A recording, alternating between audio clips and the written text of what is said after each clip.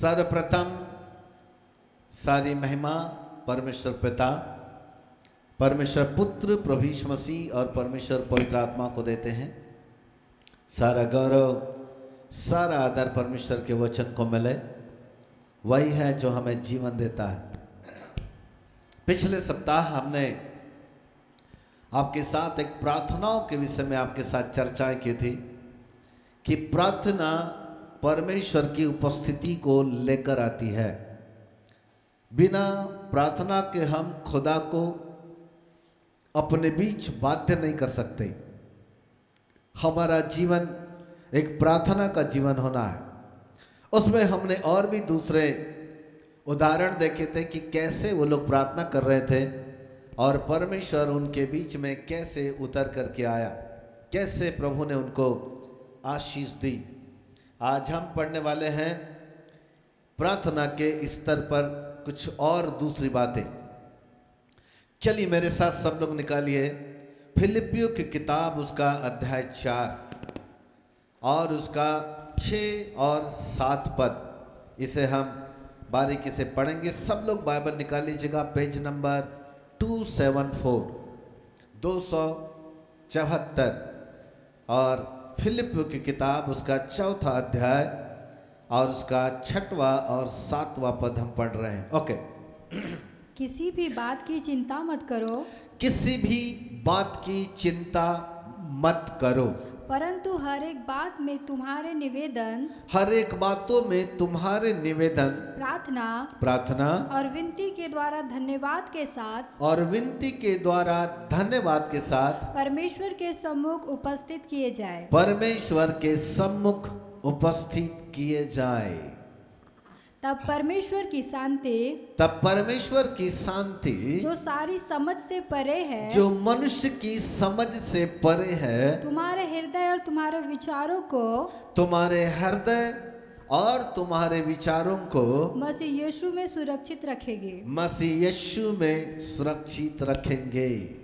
Hallelujah. सबको मिल गया? Okay. प्रेरित पौलुस फिलिपियों नगर की कलीसिया को जब पत्र लिखते हैं तो सबसे पहली बात ये जानना बहुत जरूरी है कि उस समय पौलुस कहाँ थे। इतिहास ऐसा कहता है कि उस समय प्रेरित पौलुस जेल के अंदर थे। फिलिपियों की पत्री को जेल की पत्री भी कहा जाता है क्योंकि पौलुस ने जेल के अंदर रहकर इस किताब को लिखा। और एक ऐसा व्यक्ति जो स्वयं जेल की एक कोठरी के अंदर कैद है, बंधनों में है, जेल की एक सजा उसको सुनाई गई है, वहां पर है, कष्टों में है, ऐसा व्यक्ति कलीसिया को पत्र लिखता है और वो कहता है किसी भी बात की चिंता मत करो। आ रहा है कुछ समझ में? हेलो, बोलो यीशु प्रभु की हालेलुया। जो व्यक्ति स्वयं जेल के अंदर है, जो व्यक्ति जेल के कष्टों को झेल रहा है, तकलीफों को झेल रहा है, जो रात और दिन इस बात की चिंता में है कि न जाने कौन व्यक्ति उसको छुड़ाने के लिए आएगा, अधिकारी गणों के अंदर कब तरस आएगा और कब पौलुस को वहां से छुड़ाएंगे और कब वह आजाद होकर अपने सेवकाई में फिर से स्वतंत्रता पूर्वक जाएगा, इस बात का गम जिसे रात और दिन हो रहा है, जहां पर बड़ी चिंताएं हो रही है, वो पौलुस फिलिप्पी नगर की कलीसिया को पत्र लिखते हुए कहता है किसी भी बात की चिंता मत करो। हालेलुया। हाँ, किसी भी बात की चिंता मत करो। और जब एक व्यक्ति स्वयं ऐसा लिखता है कि किसी भी बात की चिंता मत करो, इसका मतलब है कि वो स्वयं पहले अपने लिए, अपने जीवन के ऊपर प्रैक्टिकल करता है, वो प्रयोग करता है। इसका मतलब है कि जेल के अंदर रहकर प्रेरित पौलुस ने अपने दिमाग के अंदर की उन तमाम चिंताओं को निकालने की कोशिश किया। कहीं न कहीं जो गम, जो कष्ट उसको आ रहे थे, उसको भूलने की कोशिश कर रहा होगा, उन चिंताओं को अपने जीवन से दूर करने की कोशिश कर रहा होगा, क्योंकि ऐसा हो नहीं सकता कि कोई व्यक्ति स्वयं चिंताओं के बंधन में पड़ा रहे और वो दूसरों को पत्र लिख करके कहे किसी भी बात की चिंता मत करो। हालेलुया। अपने पर से सोचो, यदि हम जेल के अंदर रहें, किसी कारणवश किसी केस में फंस जाए और कभी कोई जेल हो जाए, चलो महीनों सालों के लिए नहीं, 2 दिन के लिए मान लो आप, तो आप 2 दिन के अंदर आपके दिमाग की हालत क्या होगी और वहाँ क्या विचार कर रहे होंगे रात और दिन। जो विचार चिंताओं के, गम के, तकलीफों के, कष्टों के जो विचार आपके मन के अंदर आ रहे होंगे, वो किसी को बखान नहीं कर सकते, क्योंकि वो चिंताएं हैं जो रात और दिन आपको प्रताड़ित करती है। किसी एक बड़े संत ने कहा था, चिंता से चतुराई घटती है।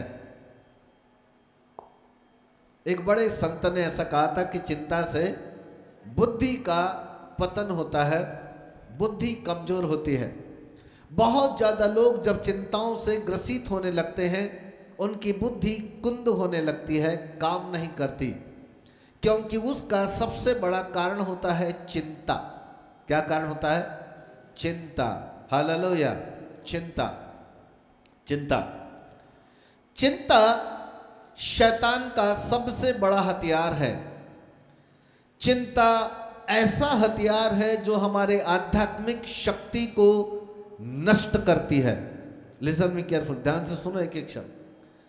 चिंता शैतान का ऐसा बड़ा हथियार है जो हमारी आध्यात्मिक शक्ति को नष्ट करती है, हमारे मन को कमजोर करती है, हमारे साहस को कमजोर करती है, हमें वीक बना देती है। क्योंकि चिंताएं कहीं न कहीं जब जीवन के ऊपर आक्रमण करती है, तो ये चिंताएं हमारे रातों की नींद खराब करती है। क्या मैं से कह रहा हूं? हालेलुया, है ना। एक व्यक्ति यदि बहुत ज़्यादा चिंताग्रसित हो जाए, तो सबसे पहले चिंताओं के कारण उसकी रात की नींदें खराब होने लगती है, दिमाग वजनदार हो जाता है, भारी भारी होने लगता है, सोच समझने की शक्ति उसकी समाप्त होने लगती है, क्योंकि शैतान ने चिंता का एक बड़ा हथियार उसके जीवन के ऊपर डाल दिया। और अधिकतर 99% लोगों को यदि देखा जाए तो वो चिंता नामक शैतान के हथियार में फंसे हुए हैं। एक बड़ा रिसर्च वैज्ञानिकों ने किया। वैज्ञानिकों का अनुसंधान रिसर्च ऐसा कहता है, जब उन्होंने लोगों के सोच को पकड़ा तो वो ऐसा कहते हैं कि लगभग 40% ऐसे लोग हैं जो केवल अभी सामने जो कुछ होने वाला है उसके विषय में चिंता करते हैं। अभी जो तुरंत होने वाला है, मतलब अभी मुझको वहाँ जाना पड़ेगा, मैं फलाने जगह मेरा इंटरव्यू हूँ, वहाँ मेरा क्या होगा, अभी मुझको फलाने जगह जाके वो फलाना कुछ करना, काम करना, उसका क्या होगा। वर्तमान समय की तुरंत में होने वाली घटनाओं की चिंताएं लगभग 40% लोग करते हैं। चिंताओं में फंसे हुए हैं 40% लोग हैं। और लगभग 35% लोग उन विषयों के ऊपर चिंताएं करते हैं कि कल क्या होगा। कल के विषय में चिंता करने वाले कम से कम 35% लोग होते हैं। 30 से 35% लोग पाए जाते हैं जो आने वाली कल की चिंताएं करते हैं, उनके विषय में उनकी चिंता होती है। और एक रिसर्च ऐसा कहता है कि लगभग 20% लोग उन विषयों के ऊपर चिंता करते हैं जिसका कोई अर्थ ही नहीं है, जो कुछ है ही नहीं। मनगढ़ंत बातें उनके दिमाग के अंदर आती है और व्यर्थ ही अपने दिमाग के अंदर उन बातों को लेते हैं और उसको वो चिंताओं में फंसाना चालू करते हैं। फिर रात और दिन बैठ कर केवल वो चिंता ही करते रहते हैं। अच्छा, ऐसे लोग बड़े मुरझाए होते हैं, चिंताजनक स्थिति में होते हैं, क्योंकि उनको उन तमाम बातों की चिंता है जो बिल्कुल है ही नहीं, जिनका काम बन गया तब भी चिंता है। सब कुछ सरल जा रहा है तब भी उनके दिमाग के अंदर चिंताएं बनी रहती है। हालेलुया। और 10% लोग ऐसे लोग हैं जिनकी चिंताओं का कोई विषय नहीं होता, जिनकी चिंताओं की कोई पकड़ नहीं होती। वो जबरदस्ती बना कर अपने दिमाग के ऊपर प्रहार करते हैं और जबरदस्ती चिंताओं को लाते ताकि चिंताजनक स्थिति से जिंदगी गुजर जाए। एक किसान जब अपने खेत में बीज बोता है तो सबसे बड़ी चिंता उसकी ये होती है कि 4 महीने के बाद मेरे खेत के अंदर अच्छी लहलहाती फसल आ जाए। वो उस फसल को देखता हुआ लगातार 4 महीना प्रतिदिन अपने खेत में जाता है, प्रतिदिन पानी की देखरेख करता है, अच्छा खाद डालता है, प्रतिदिन उसको देखरेख करता है। लेकिन जब कभी कीड़ा लग जाता है, पौधे पीले होने लगते हैं, तब वो चिंताग्रसित हो जाता है, सोचता है कि अब मेरी फसल का क्या होगा। अपनी बात दूसरे लोगों को शेयर करने लगता है। जब तक वो पूरे 4 महीने खत्म नहीं हो जाते तब तक उसकी चिंता खत्म नहीं होती। जब धान कट जाता है, खलिहान में आ जाता है, तो फिर चिंता आती है कि मैंने जितना सोचा था उतना निकलेगा कि नहीं। फिर जब वो उसको धान को निकालने लगता है तो बड़े हिसाब से गिनता है कि जो मैंने सोचा निकला नहीं निकला, तो फिर चिंता आती है कि मैंने तो बड़ा सोचा था इतना होगा तो उसको बेच के मैं इतना करूँगा, ये लूँगा वो लूँगा। अकारण जिसका कोई तुक नहीं, जिसका कोई काम नहीं, जबरदस्ती उन बातों को ला लिया और उसको सोचते गए सोचते गए सोचते गए सोचते गए। वो चिंताएं जीवन के अंदर घर बना लेती है। हालेलुया। चिंताएं मनुष्य के दिमाग को पकड़ती है और उसको एक घर बना लेती है और मनुष्य समझ ही नहीं पाता कि मैं कहाँ फंस रहा हूँ, मेरे लिए कौन सा जाल बुना जा रहा है। हम चिंताओं में फंस जाते हैं। प्रेरित पौलुस यहाँ पर बड़ी अच्छी बात कहते हैं, किसी भी बात की चिंता मत कर। बड़ा अच्छा लगता है पौलुस का शब्द। मुझे ऐसा लगता है कि शायद मैं पहली बार इस विषय को प्रचार कर रहा हूँ। जहाँ तक मैं अपने ज़िंदगी में पहली बार चिंता के विषय में कुछ बोल रहा हूँ ऐसा लग रहा है मुझको। मुझे याद नहीं कि मैंने कभी चिंता के विषय में कुछ बोला होगा। पौलुस कहते हैं कि किसी भी बात की चिंता मत करो। यही बात प्रभु यीशु मसीह ने दोहराया। यदि मत्ती रचित सुसमाचार उसके हम 6वें अध्याय में आए तो वहाँ पर प्रभु यीशु मसीह भी हमको इन्हीं चिंताओं के विषय में दोहराते हैं। थोड़ा आगे बढ़ते हैं, मत्ती का जरा 6वें अध्याय में आइएगा और 28 पद को जरा पढ़ते हैं। हाँ। और वस्त्र के लिए चिंता करते हो, और तुम वस्त्रों के लिए चिंता यानी कपड़ों के लिए चिंता करते हो, जंगली शोषणों पर ध्यान दो। तो यीशु मसीह ने कहा कि जंगली शोषण के फूलों के ऊपर ध्यान करो। से बढ़ते हैं कि वे शोषण के फूल जो जंगल में वो कैसे बढ़ते हैं। वे ना तो परिश्रम करते, वो पौधे जो ना तो मेहनत करते ना तो परिश्रम करते हैं। तो भी मैं तुमसे कहता हूँ कि सुलेमान भी अपने सारे वैभव में उनमें से किसी के समान वस्त्र पहने हुए ना था। तो भी यीशु मसीह ने कहा कि मैं तुमसे कहता हूं कि राजा सुलेमान ने भी अपने वैभव के दिन में ऐसे वस्त्र नहीं पहना जैसे परमेश्वर ने इन शोषण के फूलों को पहनाया है। हालेलुया, है ना। फूलों को देखना बहुत ही सॉफ्ट, बहुत ही नरम, ऐसा लगता है जैसे कुछ मलमल से बनाए गए हो, चिकना चिकना होता है। विज्ञान कितना भी उपाय कर ले ऐसा नहीं बना सकता। तब प्रभु यीशु मसीह अपने लोगों को, अपने चेलों को उदाहरण देके कहते हैं, इन सोसल के फूलों को देखो, इनको देखो कि ये कैसे बढ़ते हैं। ये परिश्रम नहीं करते और ना ही ये काटते हैं, परंतु फिर भी ये बढ़ते हैं। इनके फूलों को देखो, इनकी पत्तियों को देखो। राजा सुलेमान जो सबसे बड़ा धनी राजा था यरूशलेम में, उसका उदाहरण देके कहते हैं कि जो परमेश्वर ने इन फूलों को वस्त्र पहनाया, जिस चमक के साथ, जिस मलमल के साथ, जिस खुशबू के साथ, बिना इत्र वाला, खुशबू वाला जो वस्त्र परमेश्वर ने इन शोषण के फूलों को पहनाया है, राजा सुलेमान ने अपने वैभव के दिनों में भी ऐसा नहीं पहना। उनको देखो। इसका मतलब क्या है? इसका मतलब क्या है? इसका मतलब यह है, चिंता करने वाला व्यक्ति उस आलीशान जिंदगी से दूर रहता है जो खुदा देना चाहता है।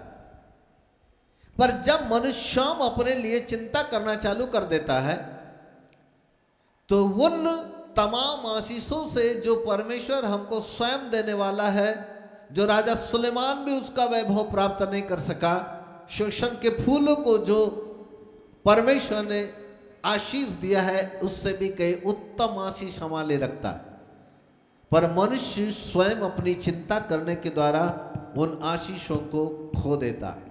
तब यीशु ने कहा, क्या कोई व्यक्ति स्वयं चिंता करके अपनी उम्र, अपनी आयु में एक घड़ी बढ़ा सकता है? 27 पद 26 से पढ़ो। हाँ। आकाश के पक्षियों को देखो, आकाश के पक्षियों को देखो, वे ना तो बोते हैं, वे ना तो बोते हैं, ना काटते हैं, और ना ही वो काटते हैं, और ना खत्तों में बटोरते हैं, और ना ही कोई वो खलिहान में बहुत सारा धन अपना बटोर के रखते हैं, फिर भी तुम्हारा स्वर्गीय पिता उनको खिलाता है। फिर भी तुम्हारा स्वर्गीय पिता जो स्वर्ग में है इन पक्षियों को खिलाता है, जिनमें जिनका कोई मूल्य नहीं, जिनकी कोई कीमत नहीं, जिनको कोई भी मार के खा जाता है। ऐसे पक्षियों को, जो मनुष्य का स्वयं भोजन है, ऐसे पक्षियों को परमेश्वर उनके बिना परिश्रम के, बिना मेहनत के उसके बावजूद भी खिलाता है। तब यीशु ने कहा, उन पर जरा ध्यान तो करो, जरा सोचो तो सही कि वो ना तो परिश्रम करते हैं न काटते हैं, फिर भी परमेश्वर उनको उत्तम भोजन खिलाता है। आगे पढ़ो। क्या तुम उनसे अधिक मूल्य नहीं रखते? क्या तुम उन पक्षियों से अधिक मूल्य नहीं रखते? तुम में कौन है?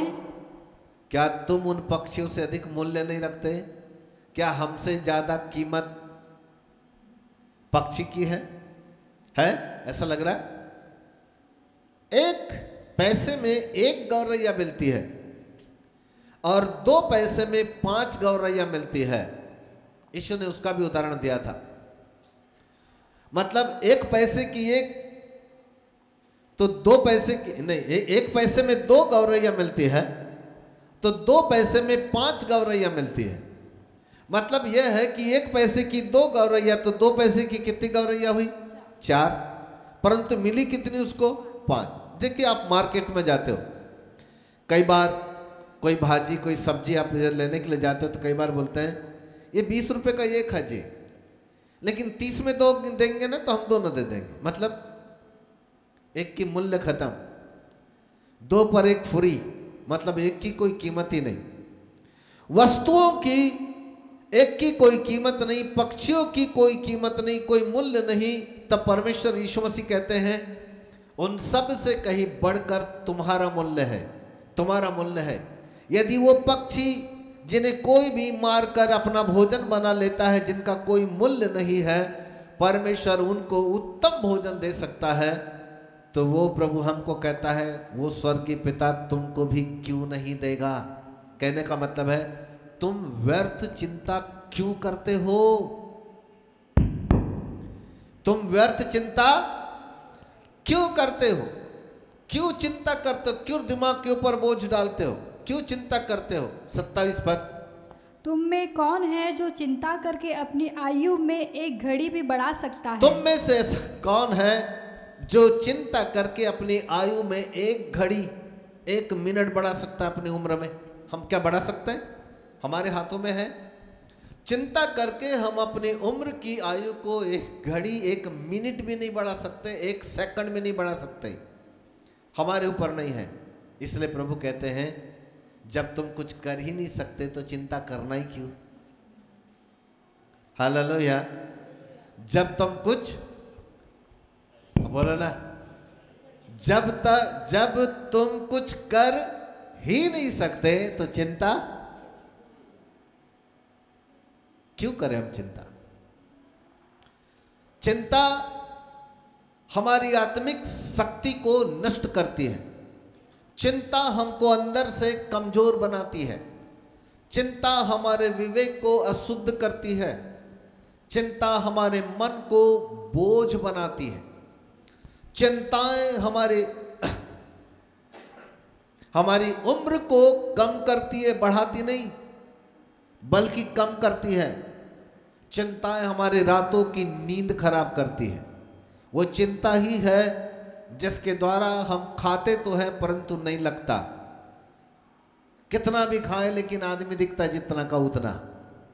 उसका कारण होता है चिंता, दिमाग के अंदर पाए जाने वाले चिंता। इसलिए प्रभु जी एक और बड़ी अच्छी बात कहते हैं 34 पद में कहते हैं, अतः कल की चिंता ना करो, अतः कल की चिंता मत करो, क्योंकि कल का दिन अपनी चिंता आप कर लेगा। क्योंकि जो कल का दिन आएगा वो अपनी चिंता खुद करेगा। आज के लिए आज ही का दुख बहुत है। आज के लिए सोचो और आज का ही दुख बहुत है, बस उसी में खुश रहो, उससे ज्यादा मत सोचो। ईश्वर ने कहा आने वाले कल की चिंता मत करो, क्योंकि जो आने वाला कल आएगा वो तुम्हारी चिंता खुद करेगा। हालेलुया। कुछ समझ में आया? क्या समझ में आया? क्या समझ में आया? आने वाले कल की चिंता मत करो, पर आने वाला कल जो आएगा वो तुम्हारी चिंता खुद करेगा। वो करेगा। वो आने वाले कल का मतलब होता है आने वाला सूर्य जो उदय होने वाला है। कल जो सूर्य उदय होने वाला है वो इसलिए उदय होगा कि उसको हमारी चिंता है कि वो हमारी आवश्यकताओं को पूरा करे। उसको हमारी चिंता है वो क्या खिलाएगा, क्या पिलाएगा, क्या पहनाएगा, कैसे रखेगा, कहाँ लेके जाएगा, हमारे लिए कौन सी योजनाएं बनाएगा, हमारी असफलताओं को सफलताओं में कैसे लेकर के आएगा। वो सब कुछ जो कल सूर्य उदय होने वाला है उसके ऊपर निर्भर है। खुदा हमारे लिए सूर्य को इसलिए उदय करता है क्योंकि वो जो सूर्य निकलता है उसको हमारी चिंता है कि वो हमारे लिए कौन सा प्रयोजन लेकर के आएगा। और इसलिए जब जैसी सुबह होती है तो सबसे पहले निकलने वाली भोर के लिए परमेश्वर को धन्यवाद दो और बोलो कि ऐ खुदा बाप आज का दिन इसलिए निकला है कि उसको मेरी चिंता है। हालेलुया। आज का दिन इसलिए उदय हुआ है कि उसको मेरी चिंता है। यदि मेरी चिंता नहीं होती तो सूर्य नहीं निकलता, वो वहीं के वहीं स्थिर रहता, अंदर ही दबा रहता, निकलता ही नहीं। पर यदि वो निकला है इसका मतलब है उसको हमारी चिंता है। बोलो यीशु प्रभु की। हालेलुया। तब प्रेरित पौलुस फिलिपियों के फिर उस अध्याय में आ जाओ, चौथे अध्याय में थे ना जहां से हमने स्टार्ट किया था, वहीं आ जाइएगा।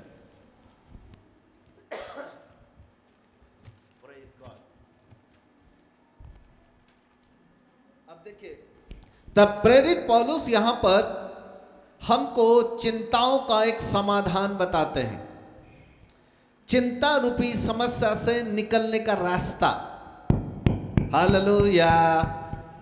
चिंता रूपी समस्या से निकलने का एक रास्ता, एक सुझाव यहां पर प्रेरित पौलुस रखते हैं। जरा फिर से पढ़ते उस पद को। हाँ 4:6 को पढ़ते हो। किसी भी बात की चिंता मत करो, किसी भी बात की चिंता मत करो, परंतु हर एक बात में तुम्हारे निवेदन, परंतु हर एक चिंताजनक बातों में तुम्हारे निवेदन, प्रार्थना और विनती के द्वारा, प्रार्थना और विनती के द्वारा धन्यवाद के साथ हाँ परमेश्वर के सम्मुख उपस्थित किए जाए। धन्यवाद के साथ परमेश्वर के सम्मुख उपस्थित किए जाए। यह है समस्या का समाधान। किसी भी बात की चिंता मत करो, पर हर एक चिंताजनक बातों में 2 काम करो। नंबर 1 परमेश्वर को धन्यवाद दो और नंबर 2 प्रार्थना करो। बस वहां 2 ही बातें लिखी है, वहां 2 ही बात लिखी है। विनती, निवेदन, प्रार्थना तीनों एक ही है। वो छोटे छोटे उसका उल्लेख करेंगे तो फिर 3 अलग अलग हो जाएंगे, लेकिन फिलहाल हम तीनों को एक साथ जोड़ देते हैं तो तीनों का मतलब ही प्रार्थना है। विनती मतलब प्रार्थना, निवेदन मतलब प्रार्थना, प्रार्थना मतलब प्रार्थना। 2 काम करो कहता है पौलुस। पौलुस कहता है जब कोई चिंताजनक बात तुम्हारे दिमाग के ऊपर प्रहार करती है तो कुछ मत करना, चिंता मत करना, वरन 2 काम करना। वो कहता है उस चिंताजनक बात के लिए परमेश्वर को धन्यवाद देना और फिर प्रार्थना करना।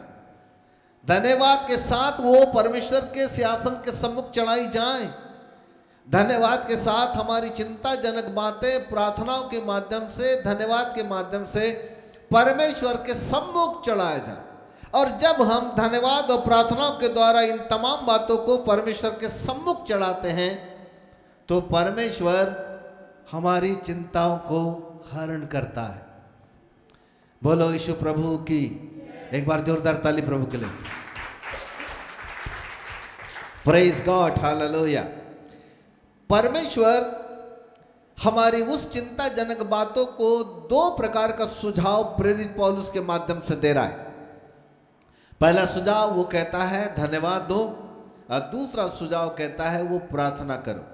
जब हम चिंताजनक बातों के में परमेश्वर को धन्यवाद देंगे और फिर जब हम प्रार्थना करेंगे तो वहां पर एक चीज आएगी हमारे जीवन के अंदर। वो देखो वहां नीचे लिखा है, 7वें पद में लिखा है। हाँ, तब परमेश्वर की शांति। धीरे से नहीं, अच्छे से नहीं पढ़ा तुमने, फिर से पढ़ो। तब परमेश्वर की शांति। हाँ, अच्छा से नहीं पढ़ा, कोई और अच्छा पढ़ सकता है? फिर भी अच्छे से नहीं पढ़ा। देखो वहां नोट करो, कोई बात है जो प्रेरित पौलुस ने लिखा है। वो कहता है तब, कब और कब? हाँ, तो कौन सा तब? जब तुम अपनी चिंताजनक स्थितियों को नंबर 1 परमेश्वर के साथ धन्यवाद दो और प्रार्थना करोगे, तब वो तब है, यानी उत्तर लिख रहा है, उसका उत्तर, प्रश्न का उत्तर दे रहा है। पहले तो उसने सलाह दिया 6वें पद में, फिर उसका रिस्पांस बता रहा है, वो रिजल्ट बता रहा है वहां कि उसका रिजल्ट ये होगा, अर्थात जब तुम अपनी चिंताजनक परिस्थितियों के लिए परमेश्वर को धन्यवाद दोगे और फिर प्रार्थना करोगे तो प्रेरित पौलुस कहते हैं कि तब परमेश्वर की शांति, बोलो परमेश्वर की शांति किधर आती है? घुटने में। किधर आती है शांति? बोलो जोर से, शांति किधर आती है? बेचैनी कहां पर है? इधर की इधर। चिंता किधर है? इधर की इधर। इधर ना, तो शांति की जरूरत किसको? इसको कि इसको? इसको, इसको, इसको, इसको, इसको शांति की जरूरत है। हालेलुया।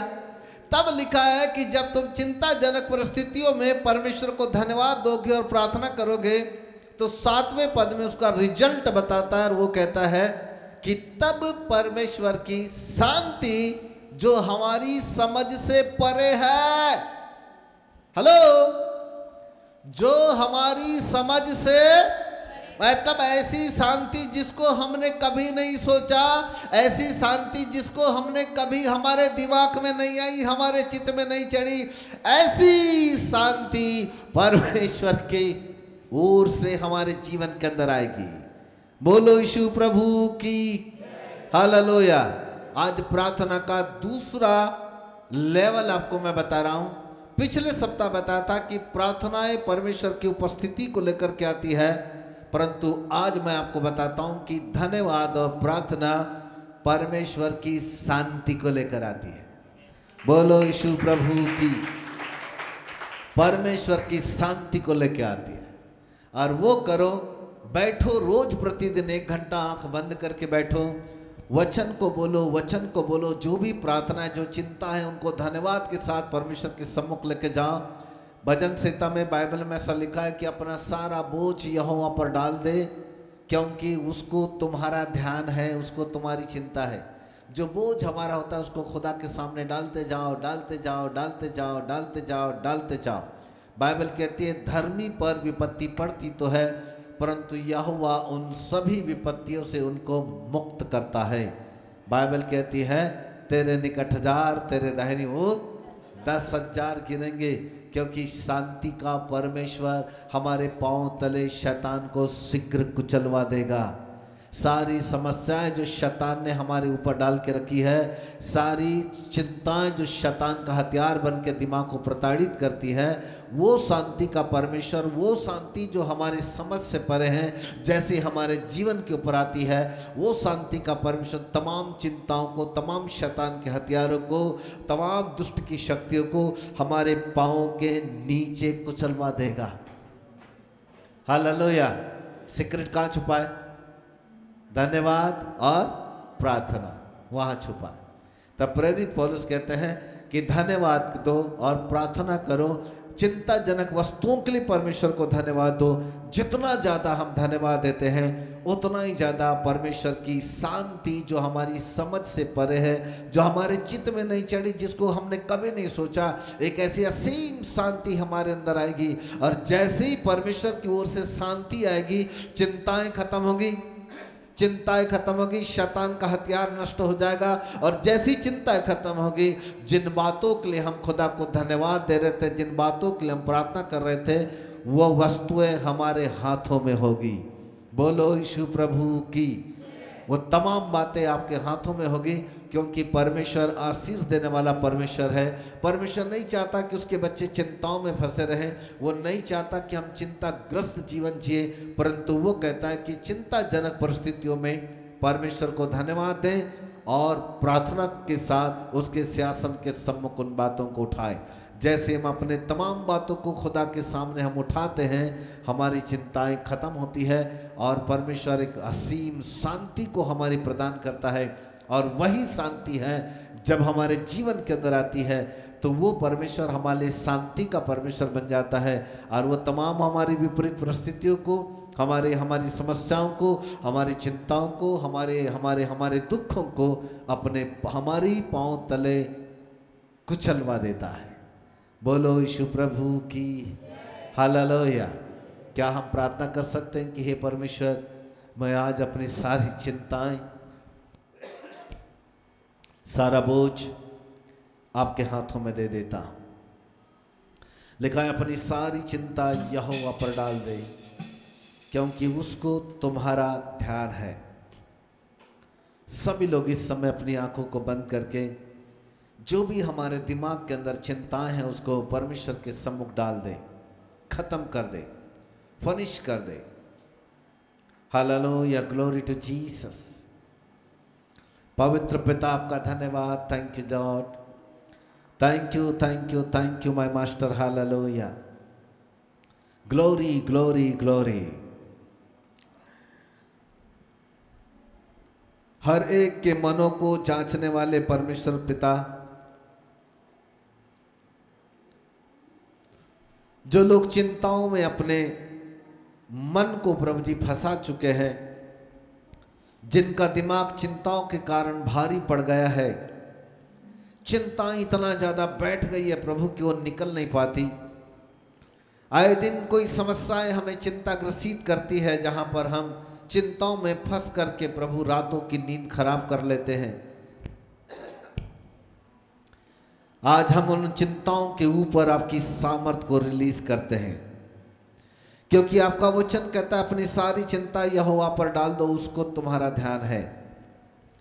प्रभु आपका वचन कहता है कि कल की चिंता मत करो, आने वाला कल तुम्हारी चिंता खुद करेगा। पिता परमेश्वर, हम इन चिंताओं को नासरत के यीशु मसीह के नाम से नष्ट करते हैं। ये तमाम चिंताएं हमारे पांव तले यीशु के नाम में रौंदी जाए, यीशु प्रभु के नाम से रौंदी जाए। और धन्यवाद देते बापा आसमानी कि आप हमको चिंता करना भी सिखाते हैं, क्योंकि जब चिंता कर आती है बापा आसमानी तो उससे निकलना भी आप हमको सिखाते हैं खुदा बाप। क्योंकि हर एक मनुष्य का जीवन चिंताग्रसित होता है, कहीं न कहीं प्रभु उसको अपने परिवार की, आगे के जीवन की, अपने भविष्य की, आगे आप उसके कामों की कोई न कोई चिंताएं हैं जो उसको सताती है।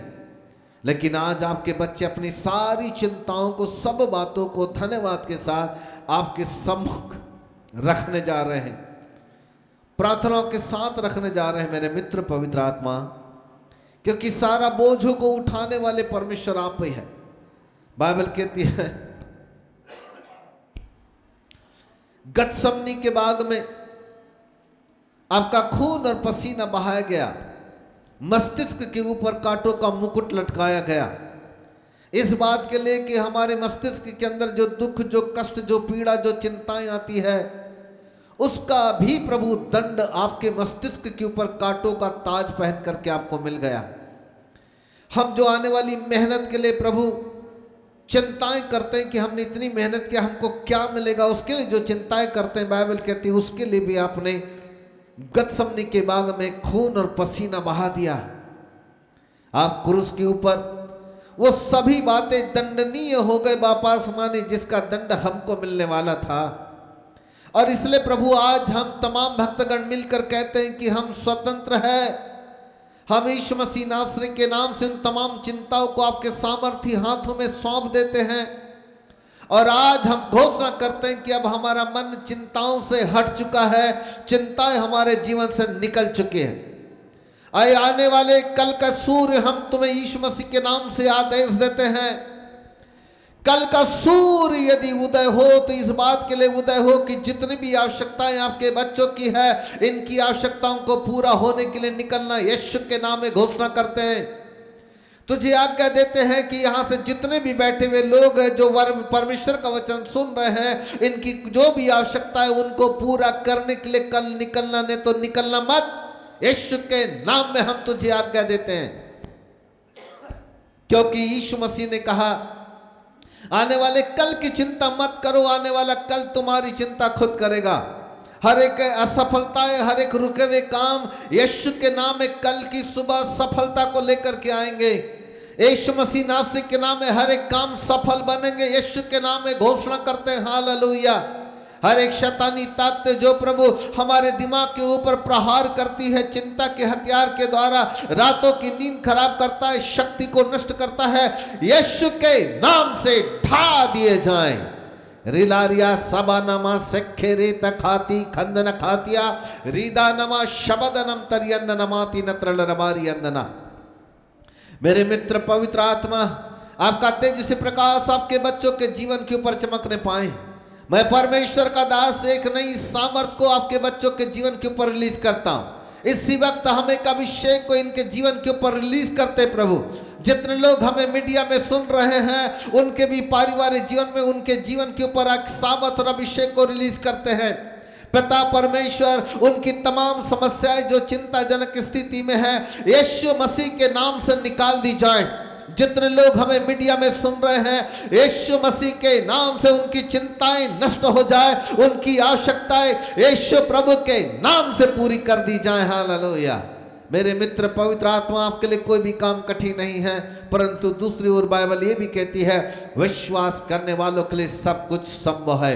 विश्वास करने वालों के लिए सब कुछ संभव है। मेरे प्रिय प्रभु के बाल को, खुदा के लिए कोई काम कठिन नहीं है, लेकिन आपके लिए भी कोई काम कठिन नहीं होगा यदि आप विश्वास करें। विश्वास के साथ अपनी चिंताओं को परमेश्वर के हाथों में दे दो। विश्वास के साथ कहो कि अब वो चिंताएं मेरे दिमाग में नहीं है। विश्वास से बोलो बोलो बोलो कि कल की सुबह जब सूर्य निकलेगा वो मेरी आवश्यकताओं को लेकर के आएगा। यीशु के नाम से बोलो। रीलारा सखा नमा सेखेरी तखातिया रिकादा खंदनमा शबदा नमा नत्तारलरबा। अपने मुंह को खोलो और बोलो, क्योंकि लिखा है आने वाला कल की चिंता मत करना, आने वाला कल तुम्हारी चिंता खुद करेगा। लिखा है, लिखा है, लिखा है। उस वचन को बोलो, अपनी चिंताओं को प्रभु के हाथों में दे दो।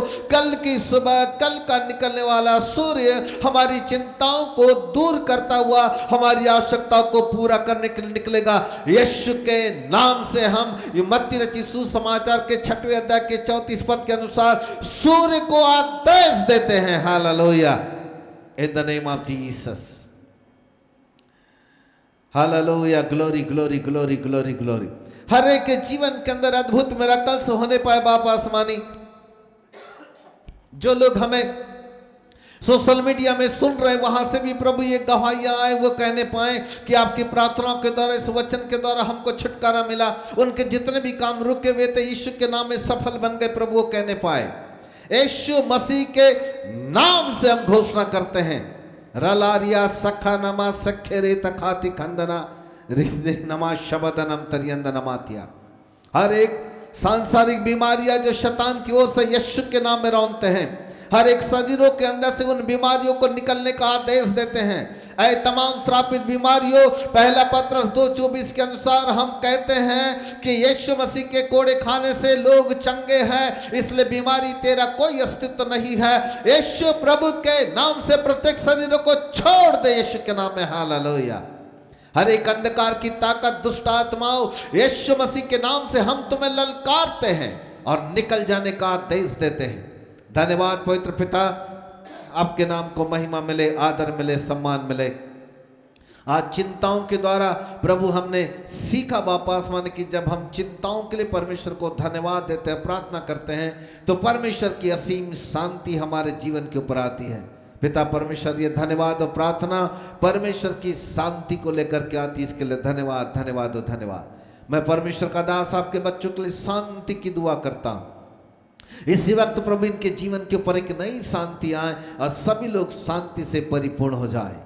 धन्यवाद के साथ आदर सम्मान महिमा सब कुछ आपको देते हैं। महिमावंत मसीह यीशु के नाम से मांगते, ग्रहण करो पिताजी। आमीन और आमीन और आमीन। बोलो यीशु प्रभु की हालेलुया। सो जोरदार ताली प्रभु के लिए। हालेलुया।